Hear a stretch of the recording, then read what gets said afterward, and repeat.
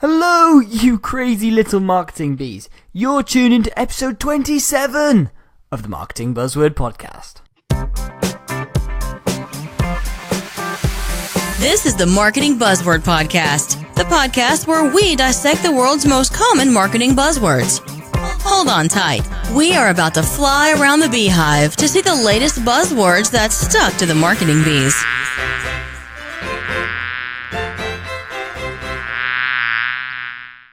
Hello again and welcome back to the Marketing Buzzword Podcast. This is the podcast which helps you to understand what all of these business and marketing buzzwords actually mean and how they can be helpful or not going forward. I'm your host Ben Roberts, and in this show I am the marketing bee in charge of making sure I can get on the right guests and ask the right questions to make sure that these words and phrases actually make sense. And in today's show we're going to make sense of the term or the buzzword user-generated content, or UGC for short. Incredibly powerful, incredibly popular at the moment. So let's go and myth bust this bugger. And this podcast is powered by Talkative. Talkative is a company that brings together web chat, voice calls, video calls, and co-browsing together in one package. Essentially, allows your customers to communicate with you in a variety of channels, and it doesn't make your life more difficult. It makes your life easier, and you can provide a more enhanced customer experience. Take a look at talkative.uk for more details. Also, I'd like to make note, obviously on a Thursday, we're now releasing the Thursday editions, the bite-sized buzzwords. Please let me know if you're liking those and checking those out, and if you have any of the buzzwords you want me to talk about on those 15-minute mini bite-sized buzzwords, please let me know. And one final thing before we get on to this week's guest. If you are loving the show and enjoying what I'm trying to do with this buzzword podcast and project, please feel free to leave me a review on iTunes. On the website I put a link to a video that John Asperian did a few weeks ago that shows you exactly how you can review on iTunes and iOS. Honestly, it's so simple and I really, really do appreciate it. So thank you very much. You have already. Right, that's more than enough about me. It's time to introduce this week's guest. Now, this week's expert buzzword bee is a guy who you'll notice a little pattern on this, is a guy I met out in Engage Prague by Social Bakers. And he's called Mordecai Holtz. And he's awesome. Honestly, we met for the first time, we went out for dinner and we hit it off. And I listened to some of the stuff he was saying. I was like, dude, you're coming on the podcast. And I'm so grateful. We tried recording a podcast when we were out there. We didn't quite get it done because halfway through I had to stop, so we had to record this podcast after we came back from Prague. But no problem, it means the content is equally good, if not maybe better, we'll see. So Mordecai is the co-founder and chief strategist of Blue Thread Marketing, a boutique Israeli digital agency working with clients that have spanned across 8 countries, ranging from startups to the city of Jerusalem itself. Mordecai is part of the global network of key opinion leaders for Huawei, China's largest and fastest growing tech company. Mordecai is also an avid blogger and active contributor to the digital marketing space. He's contributed to the likes of Fast Company and has been cited in places like BuzzFeed and CMO and Forbes. He's also contributed to industry leading sites such as Social Media Today, Business to Community, Social Media World, Post Planner, CoSchedule. Basically, loads of really cool recognized places. He also covers tech news, and his articles have been featured in that side in places like Tech Blogger and Tech Acute. He was also invited to serve as the first international board member of the National Institute of Social Media. Honestly, this guy is so cool. I'm so excited to share this episode with you, all about user-generated content, especially what he's doing for the city of Jerusalem. And that's so cool because it's about content for a city, and a really, really powerful city. So I'm so excited to share this episode with you. So that's enough from me. Let's get on with the show. Hi Mordecai, and welcome to the podcast. Thank you so much, Ben. I'm so excited to have you on. So this is almost our second time of actually trying to do this podcast now, because obviously we were out at Engage Prague hosted by Social Bakers the other week, and we tried doing this and we got halfway through a podcast and things got a little bit crazy, so we had to stop. So I'm so glad to be able to actually finally sort of chat to you again and sort of finally finish off this podcast. Yeah, me too. We kind of got disrupted, and I'm looking forward to being able to make it one long flow. Yeah. Conversation. Oh no, most definitely. And when we started speaking out at Engage Prague, I was like, I've got to get you on and actually talk about user-generated content, because the stuff that you're doing with the city of Jerusalem is fascinating. So I'm going to sort of chuck it straight out to you and go, user-generated content, is it actually the be-all and end-all? Because yes, you're getting your customers to give you content, but that content may not be content that you necessarily want. So for example, people would say, oh, you need to create more user-generated content. Okay, so you ask your users to create content, but how do you actually make sure that content is stuff that you as a business actually want to use? Well, that's a great question. It starts with, first of all, just like any marketing or any strategy that you're going to do with a business, it starts by having a clear goal in mind. What do you want to get from the customer? What do you want from the consumer to give you? It's not just asking them for reviews about your product, and it's not just asking them for you to take a picture and for them to take a picture and then just hashtag the name of the product or hashtag some sort of brand, some campaign or whatever it is.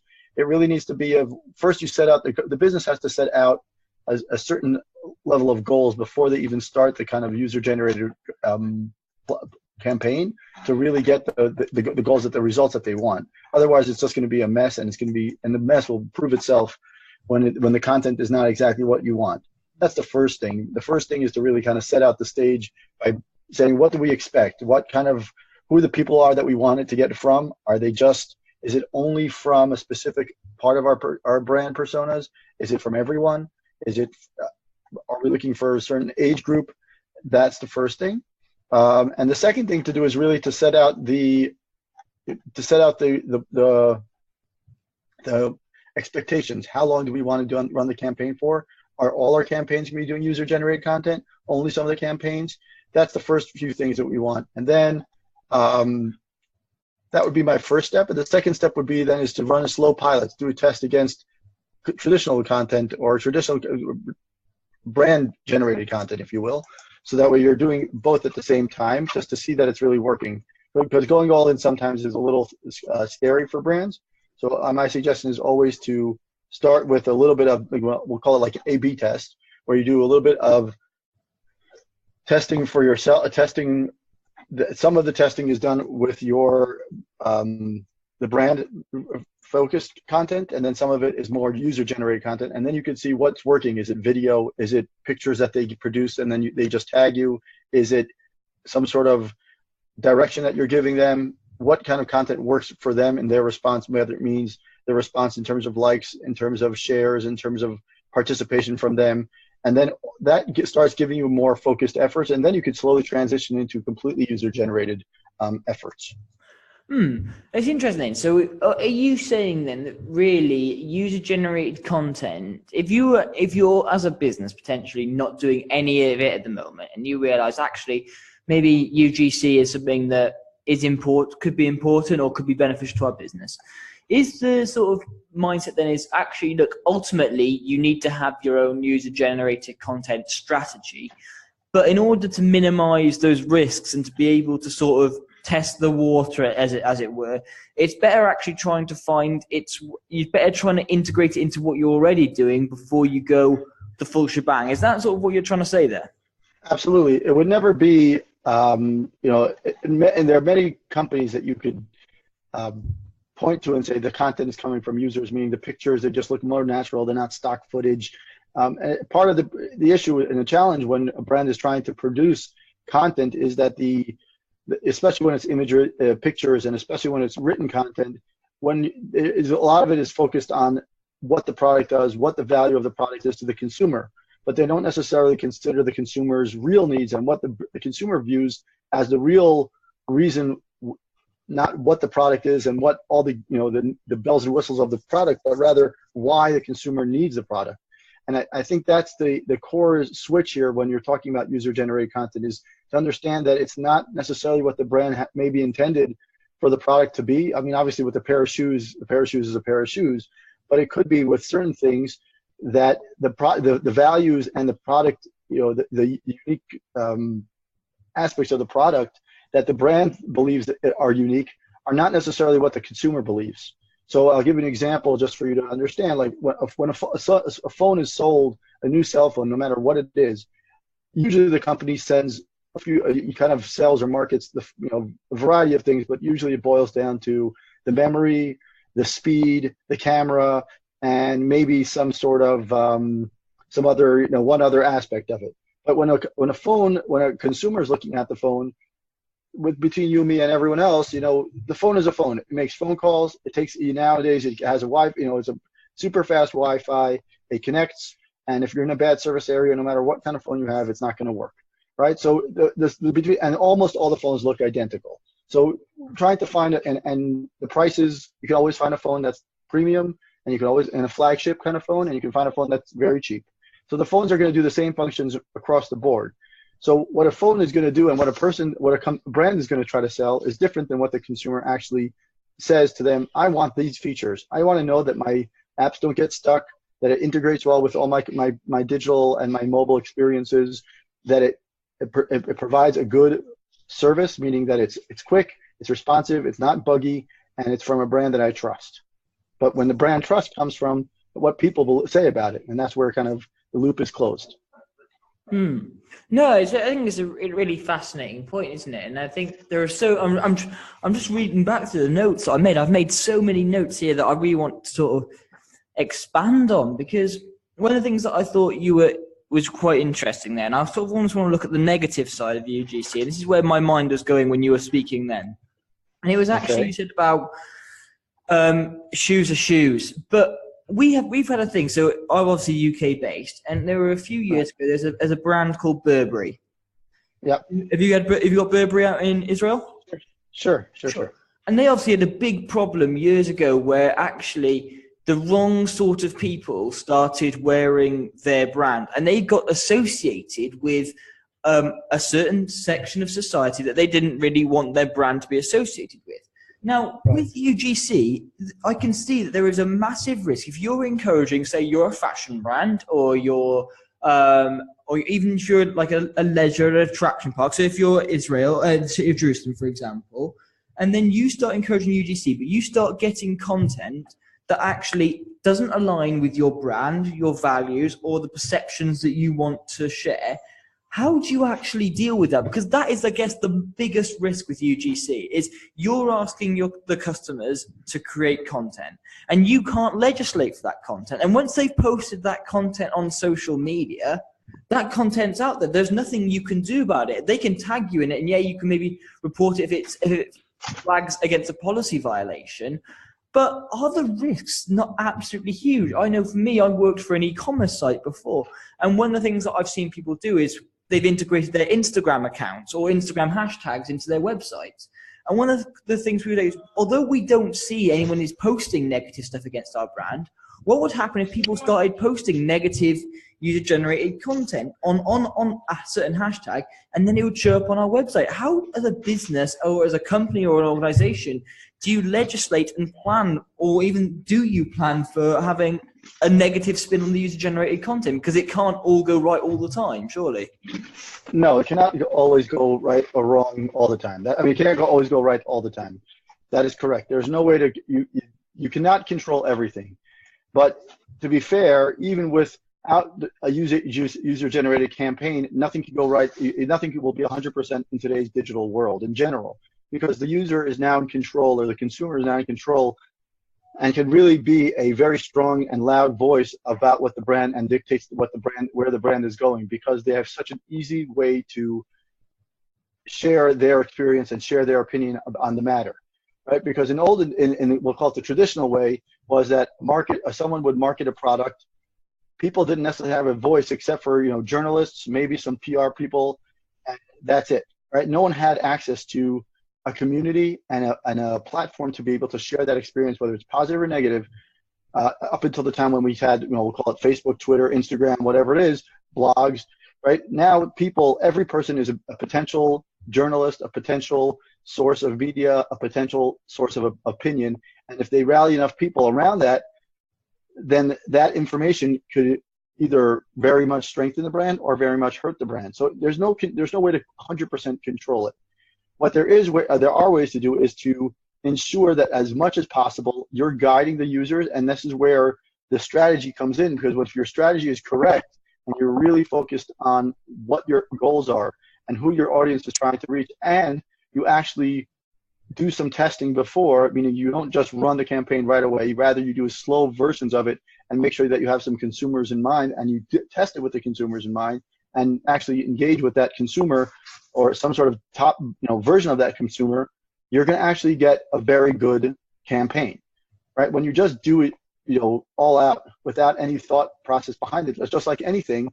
You're going to have the mistakes are going to come up, and those mistakes are going to come to bite you. McDonald's did it recently, not so long ago. Starbucks did it a couple of years ago, where they literally had the baristas encouraging the baristas to share some sort of hashtag that was talking and allowing the baristas to kind of, on the cups that they write in Starbucks, they were saying hashtag, and it was something about gender equality and things like that. And the social media sphere came down on them very negatively about the fact that this isn't a topic that you can just, kind of boil down to a hashtag. It's not something like that. That's not a user-generated focus kind of campaign. That would not be a successful effort. So that one was very negative, and that one came across very negatively. McDonald's had the same thing, and it went out of control. But in sometimes, and if you're done correctly, and when instead of just asking people to just, do something that doesn't necessarily make sense or in line with your brand, rather, if you're focused on something that is, encouraging them to do something positive and allows them to make, and it aligns with your brand, you have a lot of opportunity here to really allow the customer to navigate and to guide your marketing efforts. Yeah. No, I agree. I think that's the big risk, isn't it? It's people see these big brands making these mistakes around it, or the oversimplification, or even just getting the message or the tone slightly wrong. And I can see that's where a negative perception of UGC and user-generated content really comes in, because people, it's the thing is the big brands don't make up the majority, but they are the most influential, or at least have the widest audience. So you can understand why people suddenly go, well, I don't know if user-generated content is right for me. It could go so wrong, because they see some of these issues there, but they don't actually necessarily realize when user-generated content is done right, it's absolutely incredible. You look at the stuff that, say, Nike are doing. You look at the stuff that you're doing at the City of Jerusalem. You look at there are so many more organizations that are getting user-generated content right, but it's always worth that. Actually, look, when you put a user-generated content strategy together, you've got to understand that actually it may not go all right all the time. And actually, as opposed to other strategies, there is a slightly bigger risk with this one, because there are a lot more uncontrollables. But you can do it. There are a lot of uncontrollables in almost any marketing effort. And I'm going to put that out there. Almost every marketing effort that you have has some sort of uncontrollables. There's some sort of factors that there's just not beyond the scope of what the brand can do. That's my opinion, because even if you put up an ad, let's just say we did a non-user generated content campaign. We ran an ad somewhere along the line. And in that ad, even though the ad is completely, they tried to test it, they did all the work beforehand. If the ad in some way, even after all the work, let's just say, I'll give it a good example. The Dove soap, a couple of months ago, or maybe a year ago already, Dove soap tried to say is that our bottles and our soap, and they use, African-American women and, we'll call it Caucasian women, and the combination of the African-American to the Caucasian, the switch between the video, almost implied that by using Dove soap, you clean yourself off of your skin color. Oh yeah, that was the one, wasn't it? It's almost like they were peeling off the skin, wasn't it? And exactly. It was all the different color woman. I saw that. That was crazy. Right, and that's not a user-generated campaign. That's completely a brand-focused, brand-generated campaign. Right? There was nothing in there that was controlled by the user. There was nothing there that the user imparted to make that campaign. But even after that, all the effort and all the amount of money that Dove put into that campaign to create the video, to create the experience, to guide it, to write it, to narrate it, to execute it. Think about all that money that went in, and then think about what was the response was. Right? That response happens even without a user-generated campaign, and the risks of that are, no matter what effort, what campaign we do, whether it's user-generated, brand-focused, whatever, they're always at risk at hand. Of course, there's a little bit more risk at the user-generated effort, because you're telling the user, you tell us what we want. But in a smart company, there are two things I would say. One is a user-generated campaign, first of all, allows the customer, and this is my one message always, is user-generated content is where the brand and the customer meet, right? Because the customer tells you what they want and how they experience the brand and the product, and the brand wants to say, are what we said really true? Maybe not. And so that user-generated content really gives you something very indicative of what really should be going on for the brand. That's the first thing. The second thing is, as Jay Baer likes to say, with hug your haters, right?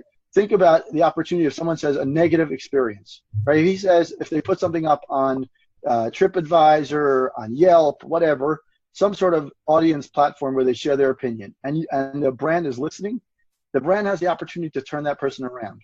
And think about what if a user is telling me, I have my opinion, I don't enjoy it.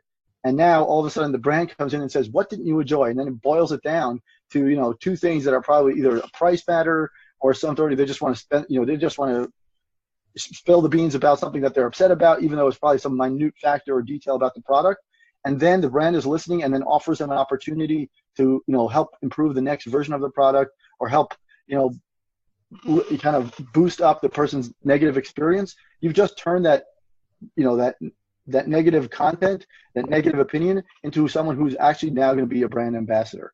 So you're changing the opinion, and this is the opportunity. Brands just have to be willing to say I have to be more committed to the digital opinion and the digital network, as opposed to saying I don't want to even start with it because I'm scared of the risk, right? If we were all scared of risk of the things we did in life, a lot of things we do would not be possible, right? So we have to be willing to say there is a risk involved, but if we're willing to attempt and we're willing to listen and carefully create some guidelines, we'll do it on, using a hashtag, and that's going to change now too, recently because of certain changes. But if it's just because of a hashtag, or it's content that people say is, okay, if you're in our hotel, share a picture and we'll put up on your wall. It could be slow efforts and small efforts, but those efforts can be really meaningful and really an opportunity for the brand to listen to what the customer is saying and then turn it back around or flip it into something even bigger than just another picture on Instagram. I think that's an incredible point to make, isn't it? It's about that. When I think the quote I'm going to sort of regurgitate that you said there was, user-generated content is where the brand and the customers meet, and actually you'll find actually how aligned the brand's values are with the customer's values.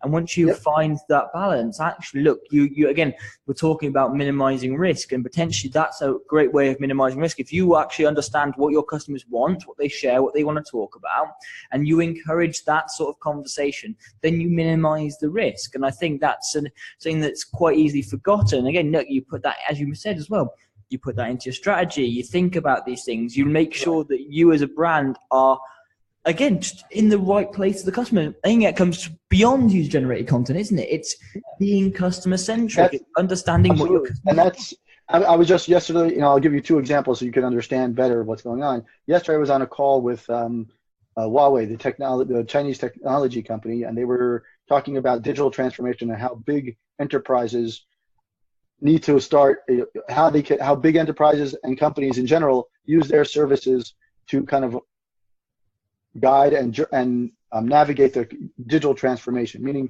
moving companies towards being more digital as opposed to what we'll call the traditional style of communication. And the first thing that they said, and this is something that I thought was revolutionary, even though I've read a lot about digital transformation, the first thing that they said is know the customer and know what the customers and your staff needs are.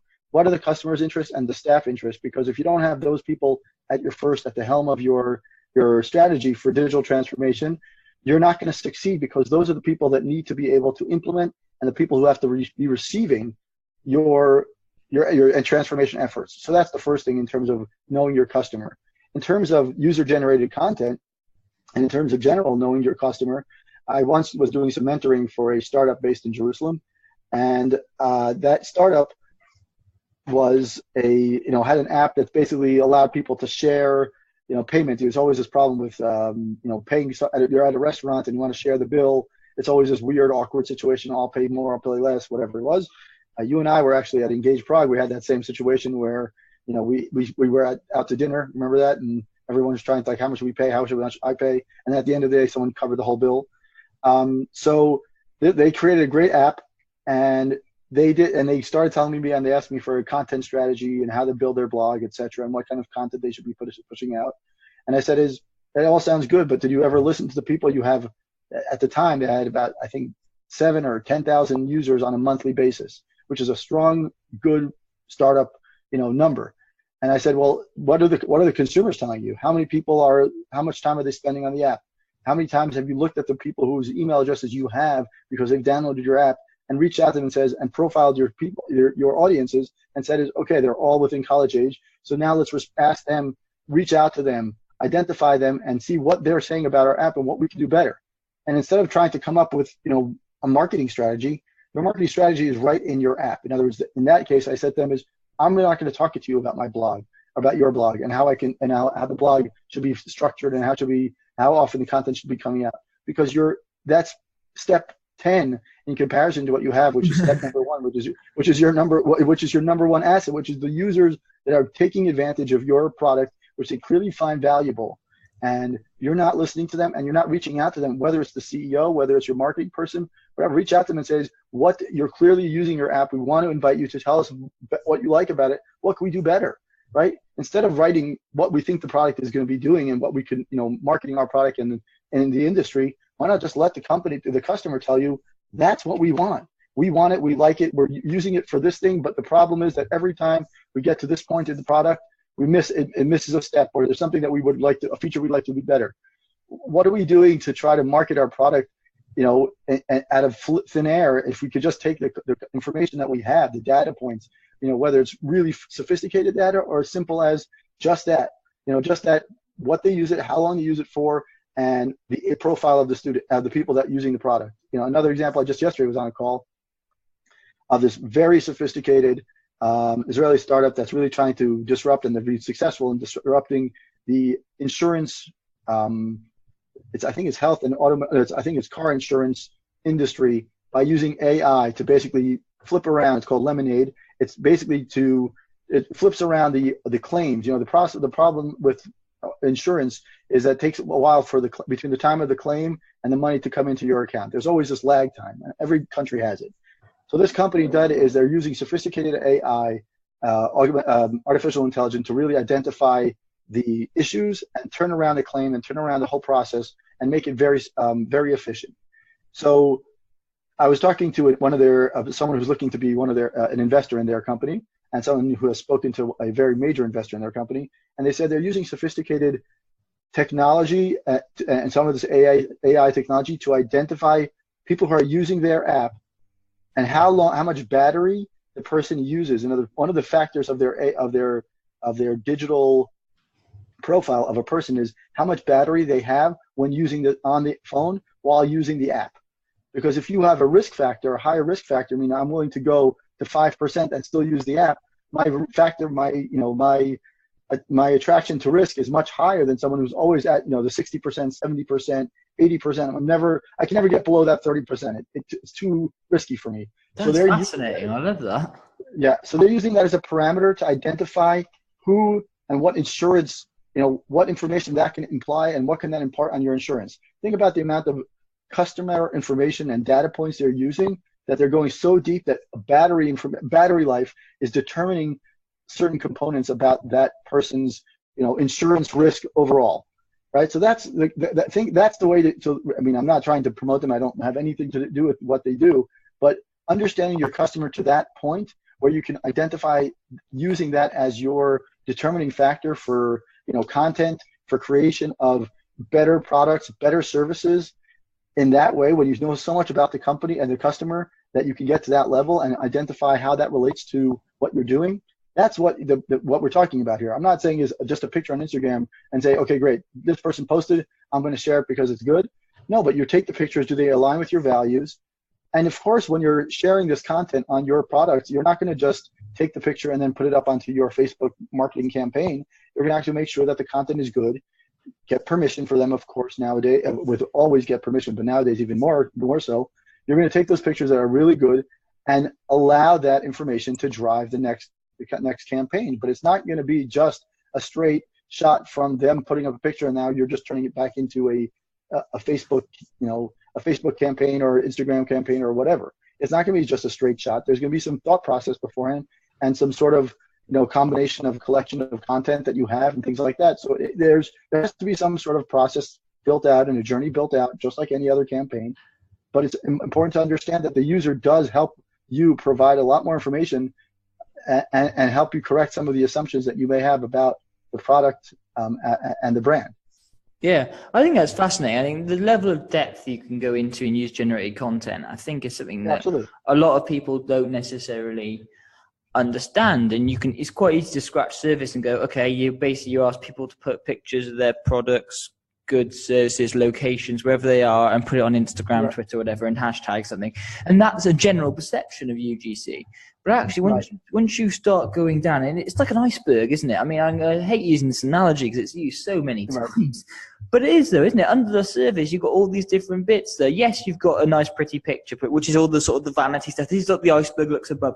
And underneath, you've got all these inner workings. Actually, it not just helps improve the product, but it helps improve the processes. It helps improve not even just the product itself, but new products. It gives you feedback, and that feedback provides to make better product. That better product means actually more people want to buy it. More people buy it means you get more user-generated content, and it feeds the big cycle again. And that's why user-generated content almost needs its own strategy within a marketing strategy, because actually you can't, if you just to say, okay, we're just going to do some user-generated content and we're going to post a picture on Instagram, you're not maximizing it to its full benefit. No. Absolutely. And that part of that is 100% correct, and that is exactly the goal here. It can't be unless you say that we're going to start from day one with the user-generated focused effort, which is, it can be done, but it's very, it's risky for the brand in general, at least in the beginning. And second of all is, until you get to that level of traction where you can really prove itself with that, it'll be a second, it takes some time. But other than that, you want to allow them to drive it forward and slowly move it forward and take one and start small. Whether it's an airline that decides to say, okay, for a couple of months, anyone who posts a picture on one of our flights, we'll share it somehow, whether it's on the plane, whether it's in the airport, whether it's on some sort of digital platform or digital display that gets put up somewhere else in one of the airports that we have, or follow their customer journey. So they post a picture on the airport, and then they post a picture with them at the airport getting their bags, and follow that story and use it that way, whether it's a tourism more related kind of a hotel or a destination, using it to kind of identify how visitors are experiencing their city. It could be a shoe brand. It could be anything. And actually, at the session that I gave in Prague, someone who represents several large shoe brands here in Israel came up to me and said, you made a great point. And then I said, well, and what do you do? She said that she works with a shoe brand. And I said, the shoe industry never really, everyone buys shoes and everyone buys boxes of shoes and pay, these beautiful boxes of shoes. They're so simple. No one, at least the ones I have seen, maybe I'm wrong, I haven't seen a big brand put in a card that says, share your experiences with your shoes, hashtag whatever, right? As simple as that. I've never seen it, right? Even on the box looked, if you think about Nike boxes or Adidas boxes, they've looked pretty much the same over time.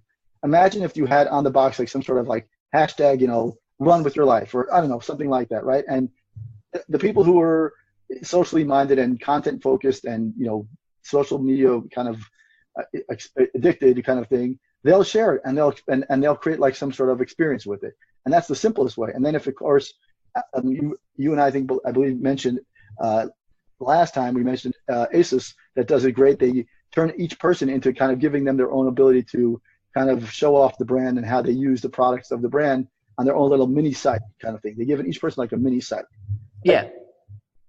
That's a great way to, and then think about the amount of marketing that is, how much money or how much capital or investment is taken off the brand's, head, if they know that each person that their consumer is, obviously they have to apply, and obviously there's like a whole process behind it, but it relieves and alleviates a lot of the thinking about what has to be sold and how to sell it if the person who's benefiting, meaning the consumer, is saying, this is how I wear this piece of clothing. This is how I wear this outfit. This is me looking at with the outfit at, whatever my date, my time at work, whatever it is. And all of a sudden they're giving ASUS a 100% marketing.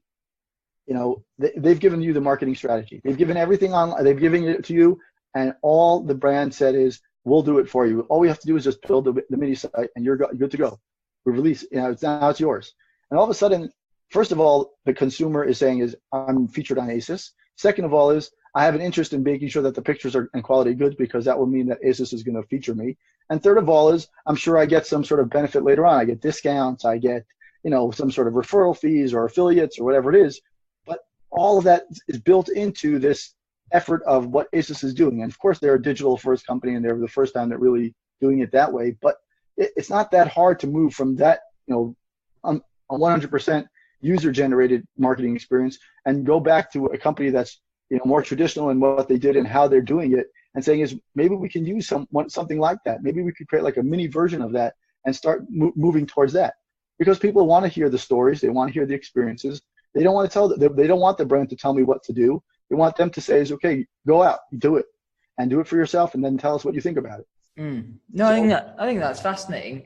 And I think one of the only then final points then that I sort of want to sort of draw on from that really, and again, we're all coming back to the customer and stuff. And one of the things I want to sort of talk about is obviously how do you actually incentivize then people to create the content that you want? So we've just talked then about Nike and their boxes, and actually potentially that's something that they could do to incentivize. But how would, say, a B2B brand or a location-based brand, like the City of Jerusalem, how would you incentivize? And then part two of that question is actually how would you mobilize different demographics? So how would you incentivize and mobilize the different demographics? Because obviously someone who is 15 and is seemingly more likely to post and share pictures than someone who's in their 40s.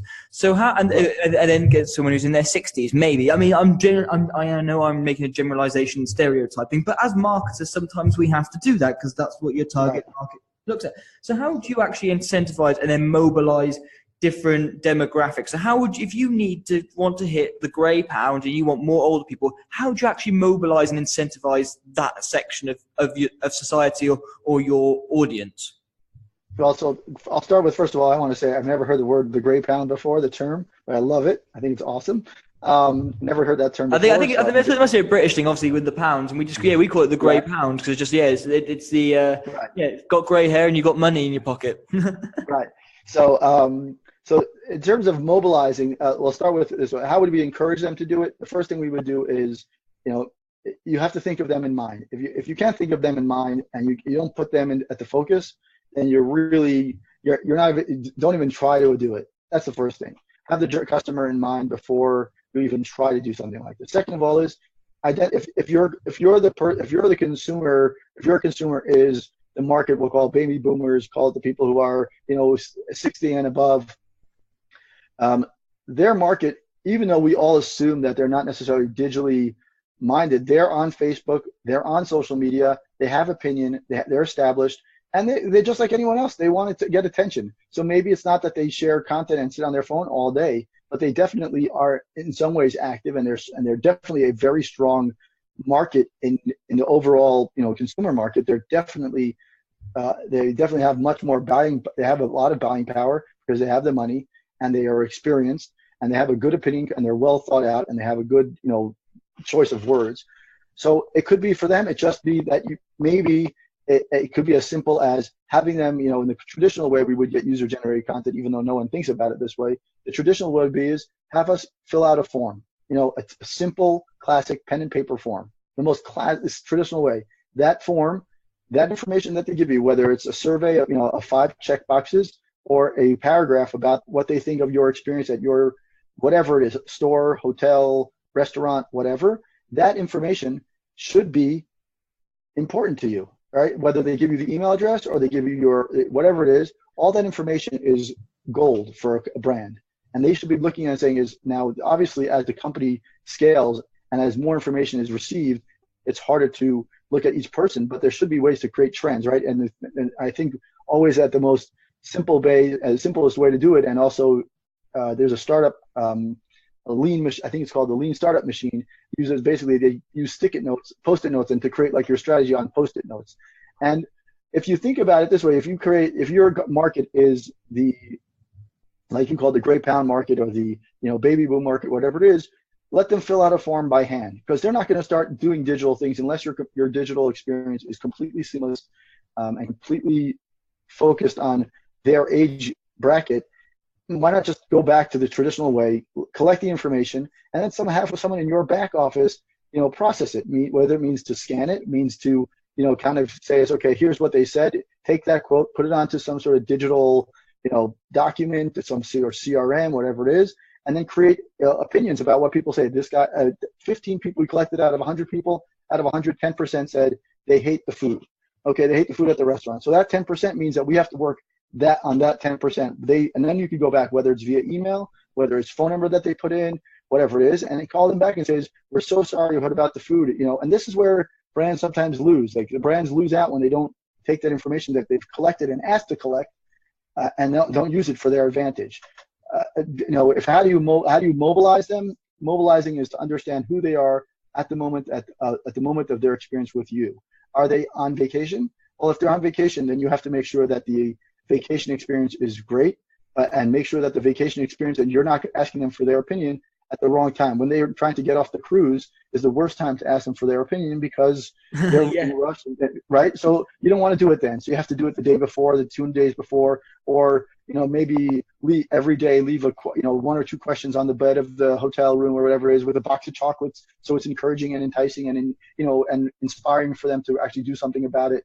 That kind of thing. It could be as simple as maybe one of the TV stations has some sort of remote controlled survey. I don't know. It could be a variety of ways to do it, and it just has to be done at the right time. So of course it's going to take some time to get it right and get it, fine tune it.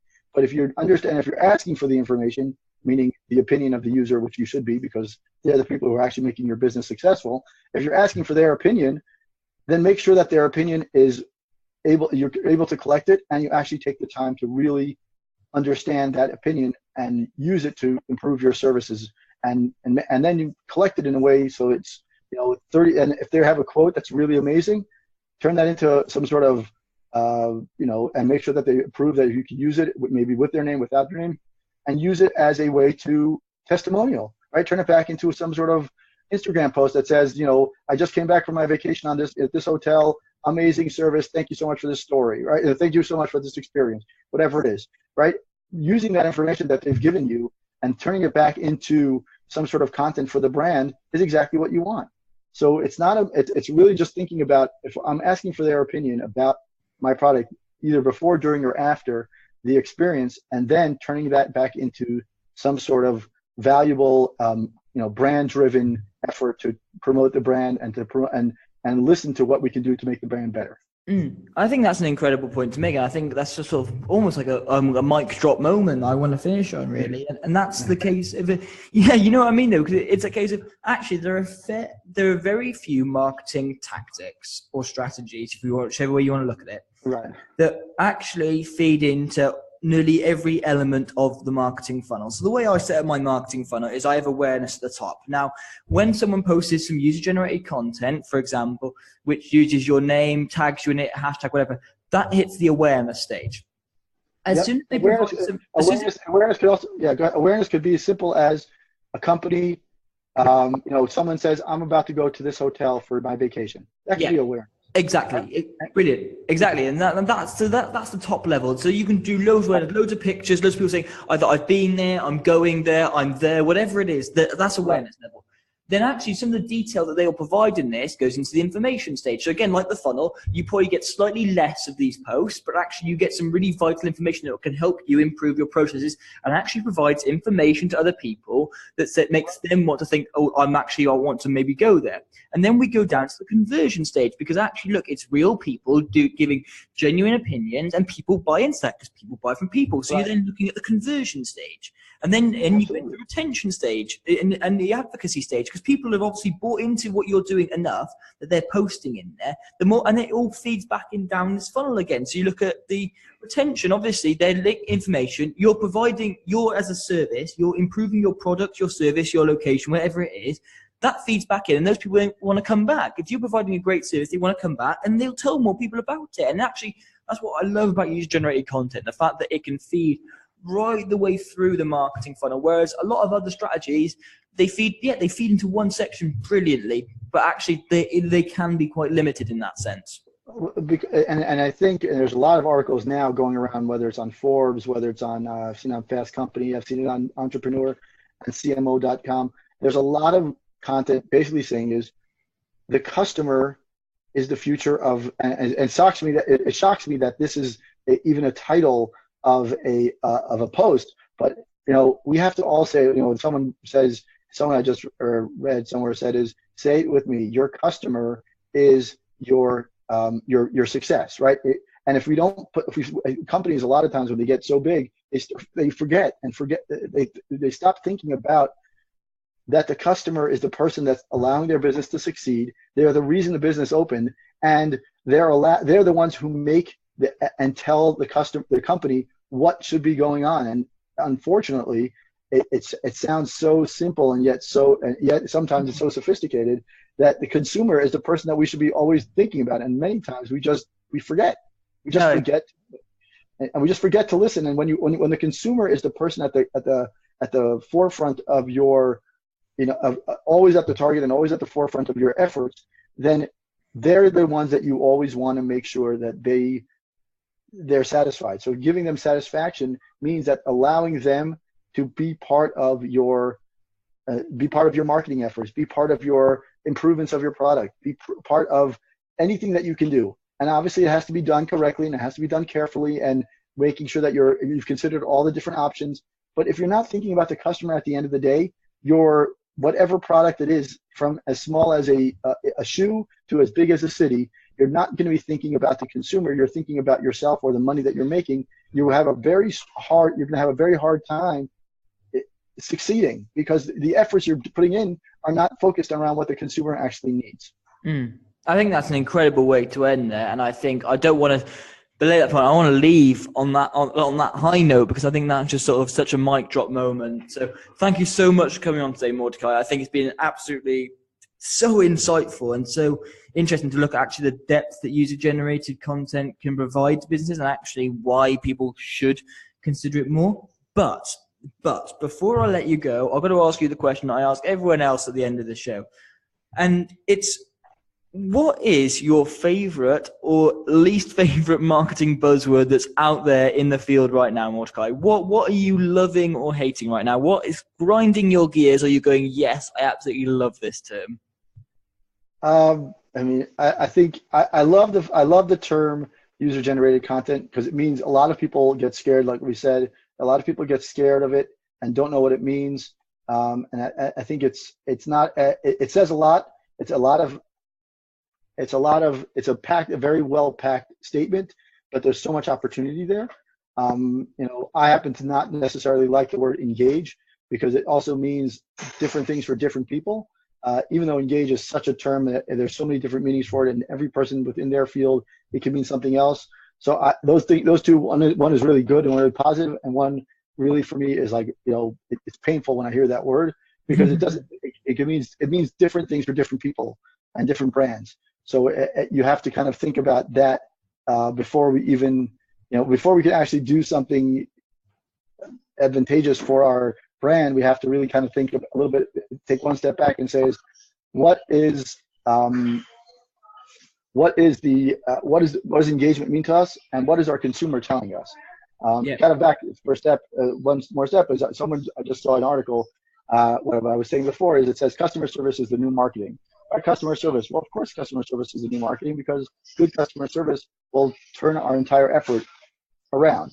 So good customer service, good customer content, good customer interactions are exactly what drives the company forward. So if we're not thinking about the customer first, then everything else is useless. Boom. Couldn't have said it absolutely any better myself. Hey, thank you so much for coming on today. It's been an absolute blast. No problem. Thank you so much, Ben. Who knew that user-generated content could go so deep and could cover so many bases? For me, it was incredible learning about actually how you'd create the type of user-generated content that you actually want. Because for me, it was always a concern when you were asking people to create content for you without guidelines and procedures, how you'd actually make sure that you got the right type of content that would actually be aligned with your brand. And I think that's a really important message to take away. And I think there's so many things to take away from Mordecai's what he was saying, and I'm so glad I was able to get him on to talk about it, because the stuff he's doing is epic. So if you like him and you liked what he said, check out the show notes, marketingbuzzword.com. Check out the stuff he's doing, have a look at him on all these different places. Really, really cool guy. I'm so glad to get him on. And also, if you did enjoy the show, you know what I'm going to say? Please do leave us a review on iTunes. We're getting there. There are a few more coming up, but come on, I know there are more review listings. So please, it'll take you a minute and a half tops, and honestly, it will mean absolutely the world. You don't even have to write anything. Just leave a star rating, and I'll absolutely love you forever. So please, let me know. So many more cool episodes to come. We're talking video content, we're talking PR, loads of epic stuff on the cards. So, if there's anything else you want to know, please drop me an email to ben@ben-m-roberts.com. Check out marketingbuzzword.com for blogs and episodes and all sorts of awesome stuff. So, thank you very much, and I'll see you soon. Goodbye.